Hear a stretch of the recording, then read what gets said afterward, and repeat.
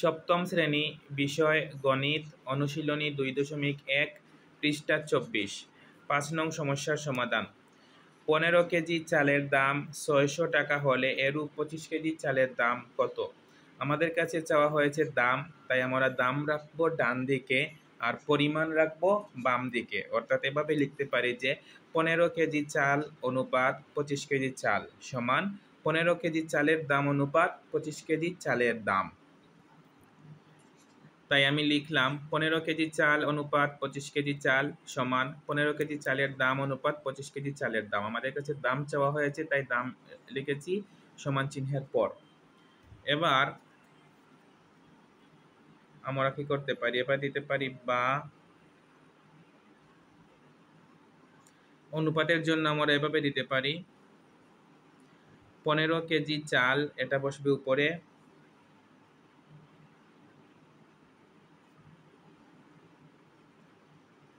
আর 25 KG চাল এটা বসবে নিচে।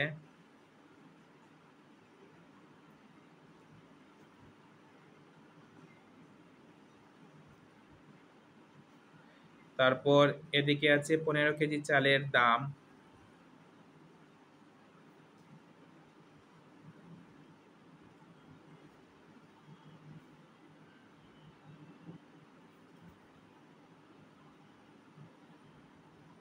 তারপর নিচে বসবে 25 কেজি চালের দাম।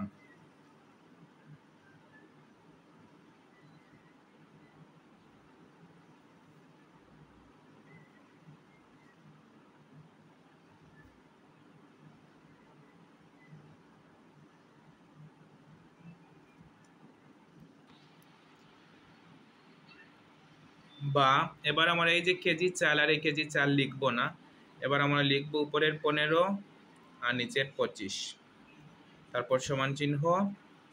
এবার 15 কেজি চালের দাম আর এখানে আছে 25 কেজি চালের দাম। আমরা প্রশ্নে দেখেছি যে 15 কেজি চালের দাম আছে 600 টাকা, তাই এখানে লিখলাম 600। আর 25 কেজি চালের দাম আমাদের জানা নেই, তাই আমি 25 কেজি চালের দাম জায়গা মতো লিখলাম।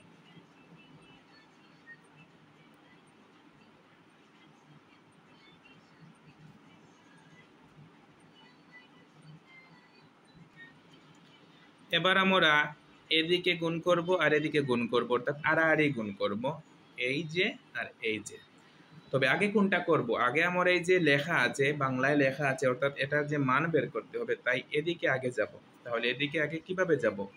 আমরা লিখব, আগে লিখব এই সংখ্যা 15, তারপর গুণ এই যে লেখাগুলো আছে 25 কেজি চালের দাম।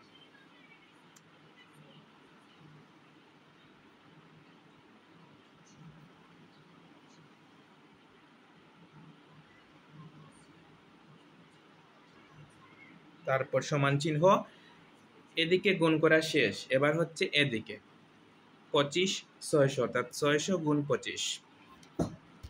এটা সরাসরি আমরা ক্যালকুলেটরে গুণ করব। 600 গুণ 25 সমান এসেছে 15,000।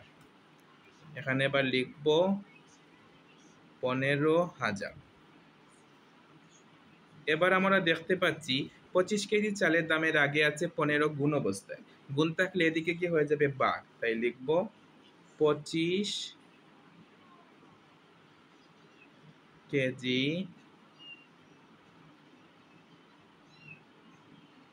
চালের দাম সমান 15,000 বাই এই 15।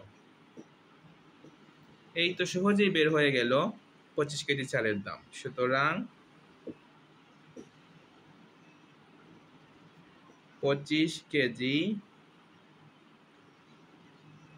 চালের দাম সমান, ভাগ করেই উত্তর 15,000 ভাগ 15, 15,000 ভাগ 15 সমান এসেছে 1,000।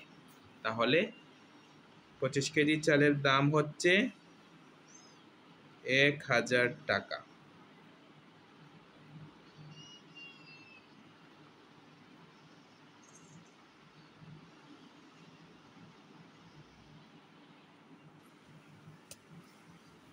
ছয় নং সমস্যার সমাধান। একটি গার্মেন্টস ফ্যাক্টরিতে দৈনিক 550টি শার্ট তৈরি হয়। দৈনিক মানে একদিন, একদিনে তৈরি হয় 550টি শার্ট। ওই ফ্যাক্টরিতে একই হারে এক সপ্তাহে কতটি শার্ট তৈরি হয়? এখানে কি চাওয়া হয়েছে? কতটি এরপর শার্ট চাওয়া হয়েছে। আমাদের এখানে কি কি আছে? শার্ট আছে আর দৈনিক মানে দিন আছে। তাই আমরা এই দুটি দিয়ে করব। আগে কোনটি লিখবো এটা বুঝতে হলে কি করতে হবে? আগে বুঝতে হবে কি চাওয়া হয়েছে। চাওয়া হয়েছে শার্ট, তাহলে যেটা চাওয়া হবে সেটা আগে না লিখে তার বিপরীতটা লিখতে হবে। শার্টের বিপরীত এখন হচ্ছে দৈনিক বা দিন, তাহলে আগে দিন লিখতে হবে। তাহলে আমরা এভাবে লিখবো যে একদিন অনুপাত 7 দিন, কারণ আমরা জানি এক সপ্তাহ সমান 7 দিন। আগে লিখতে হবে আমরা জানি এক সপ্তাহ সমান 7 দিন। আমরা জানি এক সপ্তাহ সমান 7 দিন। তারপর লিখেছি একদিন অনুপাত 7 দিন, কারণ আমাদের কাছে শার্ট চাওয়া হয়েছে, তাই শার্ট শেষে লিখতে হবে। আগে লিখতে হবে একদিন অনুপাত 7 দিন সমান এই যে একদিন, এই একদিনে তৈরি শার্ট অনুপাতে যে 7 দিন, 7 দিনে তৈরি শার্ট। তারপর লিখেছি বা এই যে অনুপাত, অনুপাতের জন্য এই যে বাই দিয়েছি, তারপর একদিন উপরে লিখেছি, 7 দিন নিচে লিখেছি, তারপর সমান চিহ্ন দিয়েছি। একইভাবে একদিনে তৈরি শার্ট উপরে লিখেছি, তারপর 7 দিনে তৈরি শার্ট নিচে লিখেছি। এবার আমরা এই দিন আর দিন লিখবো না, কারণ আমাদের দরকার এখানে কোনটি আমাদের দরকার, একদিন না 7 দিন? আমাদের দরকার 7 দিনের, কারণ বলা হয়েছে এক সপ্তাহে কতটি শার্ট তৈরি হয় সেটা বের করতে। তাই আমাদের এখানের গুলো দরকার, এখানের গুলো দরকার নেই, তাই দিন আর দিন দিতে হবে না, শুধু 1 আর 7 থাকবে। বা 1 উপরে আর 7 নিচে সমান একদিনে তৈরি শার্ট। আমাদের প্রশ্নে লেখা আছে একদিনের তৈরি শার্ট হচ্ছে 550টি, 550। আর নিচে 7 দিনে তৈরি শার্ট, এটার মান বের হবে, তাই এটা লিখতে হবে।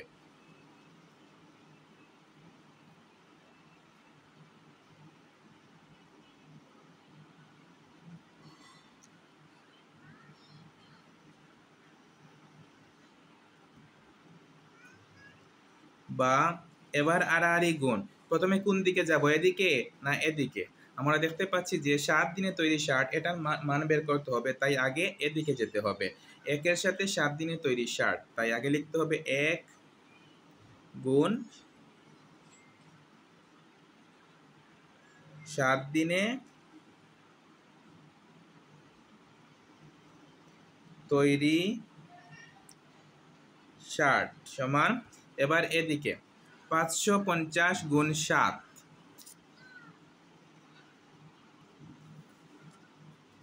550 গুণ 7 সমান এসেছে 3850।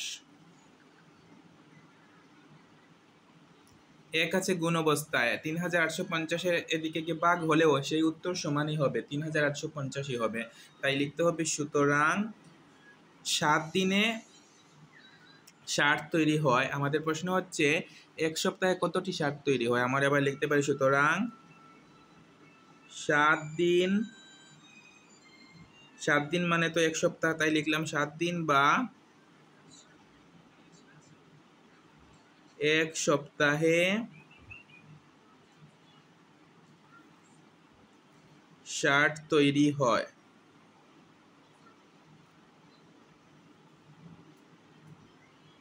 সমান 3850টি।